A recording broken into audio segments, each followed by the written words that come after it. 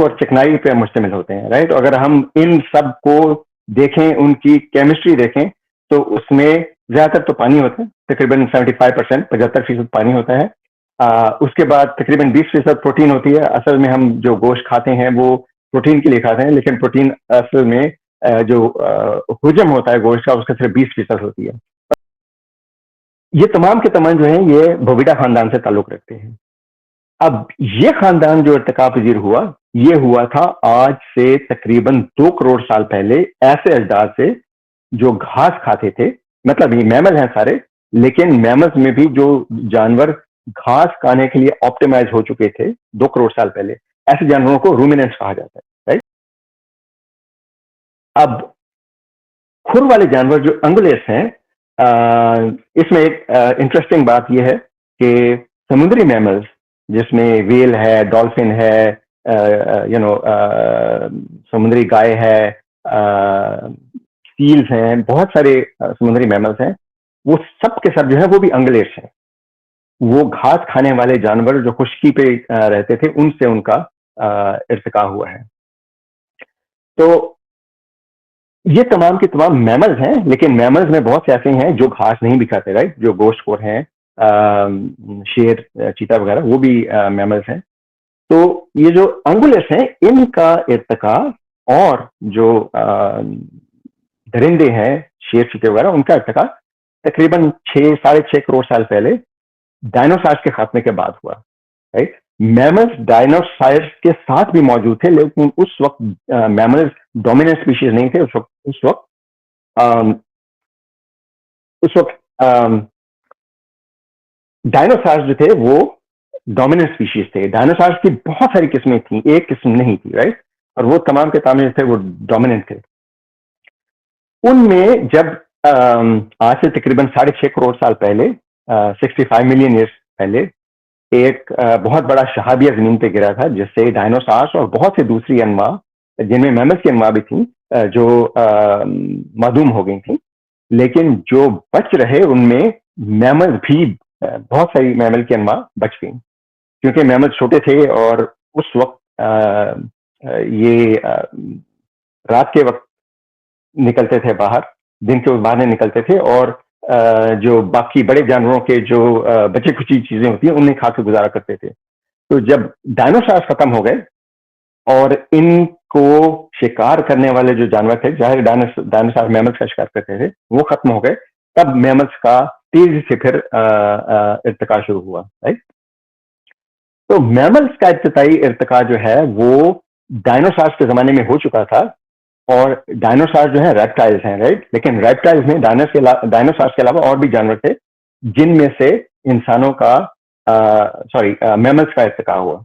और मैमल्स में और बाकी रेप्टाइल्स में फर्क यह है कि मैमल्स अपने जिस्म का दर्जा हरारत कांस्टेंट रख सकते हैं, जबकि बाकी जो रेप्टाइल्स थे, जिनमें अब भी रेप्टाइल्स हैं, जैसे छपरियां हैं, मगरमच्छ हैं, सांप हैं, वो अपने जिस्म का दर्जा हरारत कांस्टेंट नहीं रख सकते, राइट। इसके अलावा मैमल्स में जो खास बात है कि मैमल्स की मादाएं अपने बच्चों को दूध पिलाती हैं, राइट। अब रेप्टाइल्स कहां से आए? रेप्टाइल्स का इर्तिका हुआ था एम्फीबियन से। एम्फीबियंस वो जानवर हैं जो समुंदर और या पानी और खुश्की, समुंदर हो या ताजा पानी हो, पानी और खुश्की दोनों में रह सकते हैं। लेकिन फर्क यह है कि रेप्टाइल्स के अंडे खुश्की पर रह सकते हैं, क्योंकि रेप्टाइल्स में एक जो तब्दीली आई एम्फीबियंस से इर्तिका पजीर होने के और अलग होने के बाद, कि रेप्टाइल्स के अंडे खुश्की पर रह सकते हैं, जबकि एम्फीबियंस, अगरचे एम्फीबियंस भी जैसे मेंढक है और बहुत से एम्फीबियंस हैं, वो खुश्की पर और पानी में दोनों में रह सकते हैं, लेकिन एम्फीबियंस के अंडे सिर्फ पानी में रह सकते हैं। तो ये एक मेजर इवोल्यूशनरी जंप कह लीजिए, जिससे एम्फीबियंस से रेप्टाइल्स इर्तिका पजीर हुए थे। अब एम्फीबियंस कहां से आए? एम्फीबियंस वो हैं जो खुश्की और पानी दोनों में रह सकते हैं। उनका इर्तिका तकरीबन 50 करोड़ साल पहले मछलियों से हुआ, जो मछलियां शैलो वाटर्स में और नदियों में, दरियाओं में स्पेशलाइज हो चुकी थी। उनमें से एम्फीबियंस का इर्तिका हुआ, क्योंकि जब ऐसा होता था कि नदी नाले जो हैं वो मौसमी तब्दीलियों की वजह से खुश्क हो जाते थे, तो जो मछलियां ऐसी थीं जो हवा में भी सांस ले सकती थी पानी के अलावा, उनकी बका का इम्कान ज्यादा था, इसलिए उनसे फिर आहिस्ता आहिस्ता एम्फीबियंस इर्तिका पजीर हुए। जहां पे पानी ज्यादा था, मतलब समुंदर है या बड़े दरिया हैं, उनमें मछलियां भी रहीं, लेकिन एम्फीबियंस स्पेशलाइज हो गए समुंदर और या पानी और खुश्की दोनों में रहने के लिए। अब मछलियां कहां से आई? मछलियों का इर्तिका तकरीबन 50 करोड़ साल पहले हुआ, जब समुद्र में पहली बार ऐसे जानवर इर्तिका पजीर हुए जिनके जिस्म में रीढ़ की हड्डी पाई जाती थी, जिन्हें हम वर्टेब्रेट्स कहते हैं, या उर्दू में इन्हें फकारी जानवर कहा जाता है। राइट? तो तमाम फकारी जानवर, चाहे वो समुद्र में हो, चाहे वो खुश्की पर हो, चाहे वो उड़ने वाले हों जैसे परिंदे हैं, इन तमाम का इर्तिका मछलियों से हुआ। इनकी इब्तदा मछलियों से हुई है। और मछलियों में भी इब्तदाई मछलियां जो थी उनको जॉलेस फिश कहा जाता है, कि उनमें जबड़े नहीं थे, वो सिर्फ सकिंग के अमल से, यानी जिस तरह से हम स्ट्रॉ से सोडा पीते हैं, कोका कोला वगैरह पीते हैं, उस तरह से वो सकिंग से खाती थी, जो बिल्कुल इब्तदाई मछलियां थी। फिर उनमें जबड़े इर्तिका पजीर हुए, और फिर उनमें वो डाइवर्सिफिकेशन हुई, जिससे फिर एम्फीबियंस बने और बाकी जानवर बने। तो इब्तदाई मछलियां जो हैं वो उनमें हड्डियां भी नहीं होती थी, उनमें कार्टिलेज होती थी। जैसे अब भी शार्क हैं, शार्क हालांकि बहुत बड़ी भी होती है, शार्क की बहुत सारी किस्में हैं, लेकिन शार्क में कार्टिलेज नहीं है, क्योंकि शार्क जो है बहुत पुरानी एक नौ है, जो अभी तक रिलेटिवली तब्दीलियां उनमें भी हुई हैं। हम वो उनके फॉसिल्स देखें तो हम देख सकते हैं उनमें भी तब्दीलियां हुई हैं, लेकिन उनमें निस्बतन कम तब्दीलियां हुई हैं। और उसकी वजह क्या है कि शार्क ज्यादातर गहरे पानी में रहती है। गहरे पानी में, समुद्र में टेम्परेचर भी कांस्टेंट रहता है, जो हवा में, जो आबो हवा में तब्दीलियां होती हैं उनसे भी वो इंसुलेटेड होती हैं, इसलिए उनका माहौल करोड़ों सालों से एक सा है, इसलिए उन पे कोई प्रेशर नहीं था तब्दील होने का। बहरहाल हम बात कर रहे थे मछलियों की। तो मछलियों में, हड्डियों वाली मछलियों का इर्तिका उन इब्तदाई मछलियों से हुआ जिनमें हड्डियां नहीं थी, जिनमें सिर्फ कार्टिलेज होती थी, और उससे पहले उनमें जबड़े भी नहीं थे, जबड़े बाद में इर्तिका पजीर हुए। अब मछलियां कहां से आई? मछलियों के अजदाद वो वर्म्स या कीड़े नुमा जानवर थे, जिनमें हड्डियां नहीं थी, वो सिर्फ सॉफ्ट टिश्यू था, उसमें कार्टिलेज भी नहीं थी, लेकिन उनमें बाइलैटरल सिमेट्री मौजूद थी। बाइलैटरल सिमेट्री का मतलब क्या होता है कि उनको अगर आप देखें तो उनका दायां हिस्सा और बायां हिस्सा तकरीबन एक जैसा होता है। आप अक्सर ये जो फकारी जानवर हैं, यानी रीढ़ की हड्डी वाले जानवर हैं, उनमें आप देखें कि उनमें रीढ़ की हड्डी बिल्कुल दरम्यान में होती है, और रीढ़ की हड्डी के नुक्ता नजर से देखें तो दायां हिस्सा और बायां हिस्सा एक जैसे होते हैं। राइट? अगर दो टांगे दाई तरफ हैं तो दो टांगे बाई तरफ होंगी। अगर यू नो आंख एक दाई तरफ है, एक बाई तरफ है, राइट? कान एक दाई तरफ, एक बाई तरफ है, दोनों सिमेट्रिकल होते हैं, तो इसको बायलैटरल सिमेट्री कहा जाता है। ये बायलैटरल सिमेट्री जो है वो कम से कम 70 करोड़ साल से मौजूद है इन जानवरों में, क्योंकि ये बायलैटरल सिमेट्री वाले जानवर जो थे ये तकरीबन 70 करोड़ साल पहले उस जमाने में इर्तिका पजीर हुए, जिससे अब हम कैम्ब्रियन एक्सप्लोजन कहते हैं।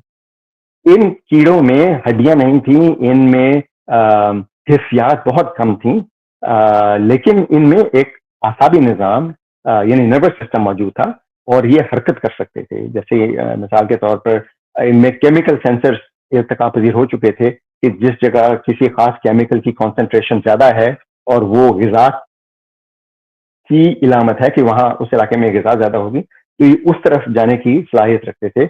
या अगर कोई केमिकल ऐसा ज्यादा है जिनके बारे में उनका जो इर्तिकाई तजुर्बा था वो ये था कि ये खतरनाक है, तो वो उनसे दूर जाने की सलाहियत रखते थे। राइट? तो ये इब्तदाई हिस्सियात उन कीड़ों में मौजूद थी, और उसकी वजह आसाबी निज़ाम का इर्तिका पजीर होना था। अब ये कीड़े कहां से आए? ये कीड़े तकरीबन, अब हम जानते हैं कि कैम्ब्रियन एक्सप्लोजन सी खुलवी जिंदगी का, यानी मल्टी सेल्यूलर लाइफ का आगाज नहीं था, बल्कि मल्टी सेलुलर लाइफ की प्रोलिफरेशन थी, क्योंकि उस वक्त ऑक्सीजन की मिकदार तेजी से बढ़ रही थी साइनोबैक्टीरिया की वजह से। अभी हम बात करेंगे साइनोबैक्टीरिया की भी। तो ऑक्सीजन की मिकदार बढ़ने की वजह से उनमें काबिलियत ये बढ़ी कि वो ज्यादा मेटाबॉलिज्म के साथ जिंदा रह सकें, जिसके साथ फिर ये नए फीचर इर्तिका पजीर हो रहे थे। ये जो कसीर खुलवी जानवर इब्तदाई तौर पर इर्तिका पजीर हुए थे, कसीर खुलवी जानवरों की इब्तदा तकरीबन 1 अरब साल पहले हुई थी। यानी कैम्ब्रियन एक्सप्लोजन से भी तकरीबन 30 करोड़ साल पहले मल्टी सेलुलर लाइफ इर्तिका पजीर हो चुकी थी। अब हम उनके फॉसिल भी देख सकते हैं। ये कसीर खुलवी जानवर कहां से आए? ये कसीर खुलवी जानवर यूकैरियोटिक खुलियों से इर्तिका पजीर हुए। यूकैरियोटिक खुलिये वो होते हैं जिनमें न्यूक्लियस होता है और न्यूक्लियस के इर्द गिर्द एक और लेयर होती है जिसमें फिर इनके ऑर्गेनेल्स होते हैं, जैसे माइटोकॉन्ड्रिया वगैरह। ये यूकैरियोटिक खुलिये कम अज कम 2 अरब साल पहले इर्तिका पजीर हुए थे, और ये बुनियादी तौर पर जो उनसे भी पुराने खुलिये हैं जिन्हें हम प्रोकैरियोटिक सेल्स कहते हैं, उनसे ज्यादा पेचीदा है। तो जिंदगी हम देखते हैं कि सादगी से पेचीदगी की तरफ चल रही है।